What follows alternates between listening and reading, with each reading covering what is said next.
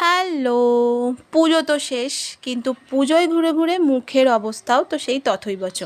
তো আজকে আমি তোমাদের সঙ্গে শেয়ার করব একটা অ্যান্টি ট্যান রিমুভ রেমেডি, যেটা আমি ইউজ করে প্রচুর উপকার পেয়েছি। আর এটা বানাতে কিছুই বিশেষ লাগে না, বাড়িতে থাকা কয়েকটা সামান্য উপকরণ দিয়ে কিন্তু এই প্যাকটা বানিয়ে নেওয়া যায়। তো এর জন্য লাগবে তোমাদের একটু কফি পাউডার, নারকেলের তেল, লেবুর রস আর 1 চামচ মধু। এটা দিয়ে একটা ভালো করে একটু মধু বেঁচে গেলে সেটা খেয়েও নিতে পারো। তো এরকম একটুখানি পাতলা ধরনের হবে। তো এটাকে গোটা মুখে, ঘাড়ে, গলায়, যেখানে যেখানে ট্যান আমাদের পড়ে আর কি ন্যাচারালি যে অংশগুলো, সেখানে ভালো করে হাতে করে একটু মাসাজ করে লাগিয়ে নিতে হবে। আর সেটাকে রেখে দিতে হবে মিনিট 15 মতো। তারপর ধুয়ে নিলেই তোমরা রেজাল্টটা দেখতে পাবে। এই দেখো, আমি স্নান করে এসে তোমাদের সঙ্গে ভিডিওটা শেয়ার করছি।